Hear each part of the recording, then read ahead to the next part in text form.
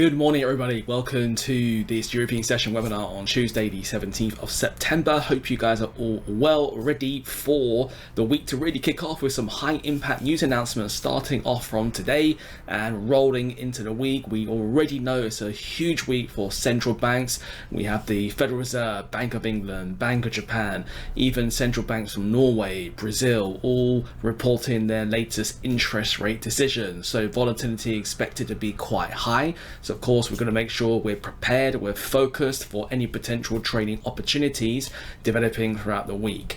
Also, there are some high impact news announcements coming out today. Let's go to a quick rundown on those, and then we'll head over to smart charts and see what's been going on in the market, highlight some potential trading opportunities that have been highlighted from the London and Sydney trading floors.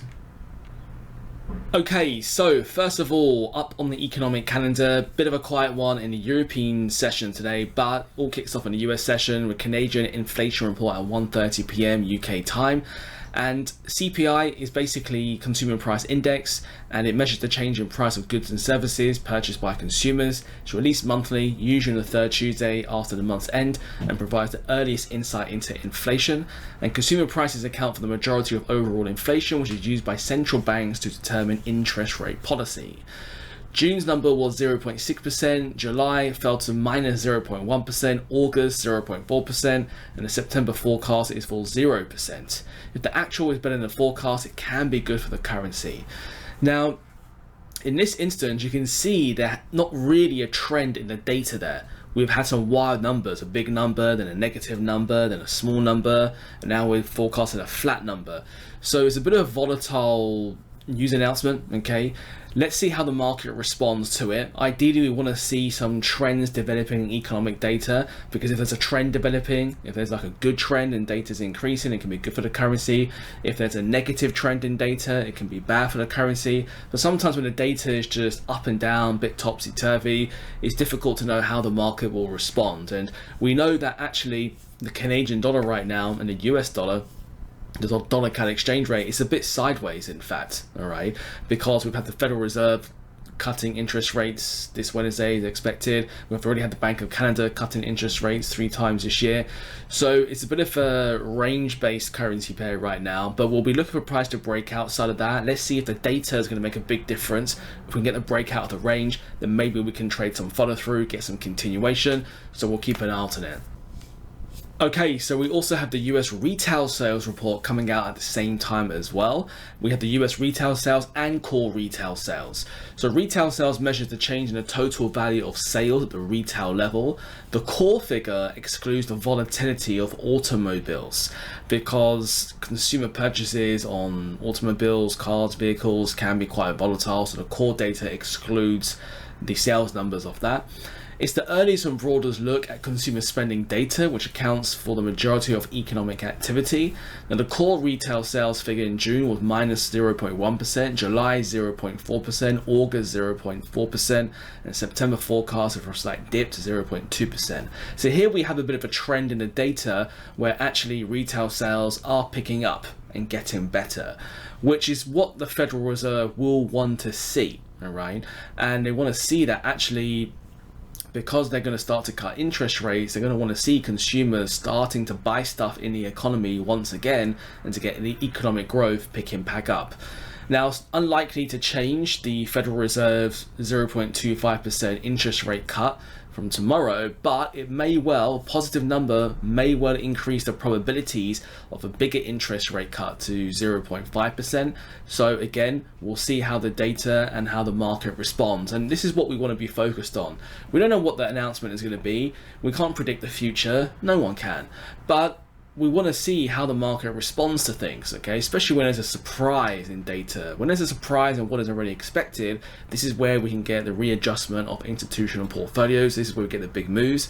So if there's any surprises, if there's any decent moves, we want to look for the follow through and want to trade that, because there's a fundamentally led narrative on why the market will be moving up or down. So again, we'll keep an eye on these news announcements. We don't try to guess them or trade them, but let's see how the market responds to them and what it's telling us, and if there's any opportunities surrounding it. For now, let's dive into smart charts. Let's see what's going on. Okay, so the first trading opportunity that has been highlighted in the London and Sydney trading floor is actually Aussie Swiss and the market breakout strategy, because where we are right now is quite interesting. Okay, on top of what Smart Charts is finding, you'll notice that we're in this channel here, all right, and traders may well just be trading in between these price levels until it breaks out into some kind of trend. All right, now at some point this might break out to the upside, or it might keep on coming down and break to the downside. Depends on the overall context. We know overall the Swiss pairs have been a bit more range based than anything, so we're happy to keep on trading Swiss pairs inside of the trading ranges that they're in right now. Okay, and also we can start to see if this did trend, which you can see as we have pushed on the way down, sellers have been turning up in the zone, the moving average zone, but we haven't really had sellers turn up in the zone before. They've been a bit flat, the moving averages, but it will be interesting to see if sellers can hold in this zone. If they can hold in the moving average zone and at the top of this channel, that could cause a bit more weakness to develop. So we'll be keeping an eye out on this if the Swiss pairs do continue in these channels, because we can only trade what we have in front of us every time we turn up. But I do expect with the volatility coming out later in the week, we're probably going to get a lot of these Swiss pairs breaking out some of those ranges. If you recall, July, August, big crashes in the Swiss and the yen pairs. And the yen pairs and Swiss pairs then just went a bit sideways, as you can see here. Not really a lot of volatility compared to these big moves that we had here, all right? But the yen pairs have continued. We really had some good trading opportunities around the yen pairs last week. We had some orders pending from last night's Asia session. But it'll be interesting if the Swiss pairs do start to catch up as well and continue their moves lower like the yen pairs have already done so, all right?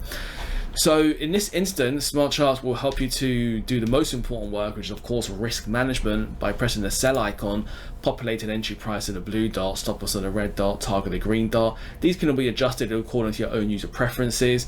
We'll also do the risk management calculations, which of course is so important. Make sure you keep that risk low. Make sure you're able to deal with the random distributions of wins and losses that develop throughout the day, throughout the week, throughout the month. And then we can also set expiries. So in this instance, for this strategy, we can set an end of day expiry, all right?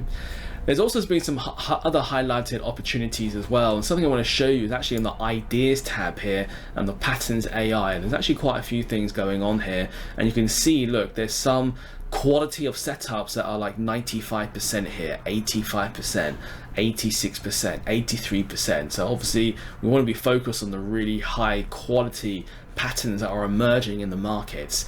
And an interesting one here is Euro Canadian at the bottom left, where we actually have price breaking outside of the channel formation of the flag pattern that it has found. Okay, so in this instance, this is similar to what we had just looked at on Aussie Swiss, but we're still trading in the ranges there because we're still in the range, in the zone.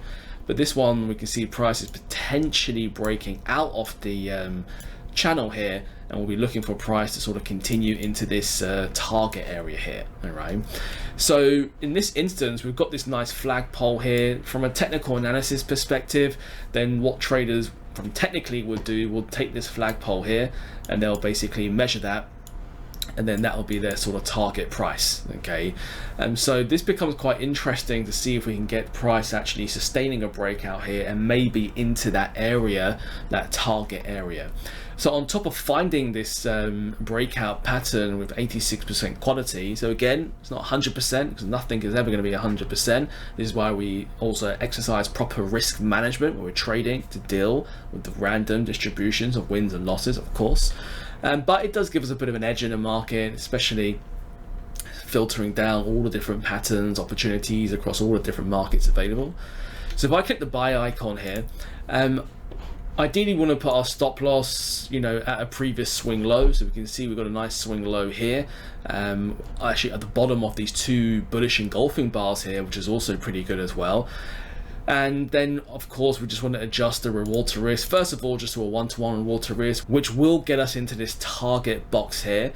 And of course what you can do, some people might put a trading stop loss on it if we do get further upside.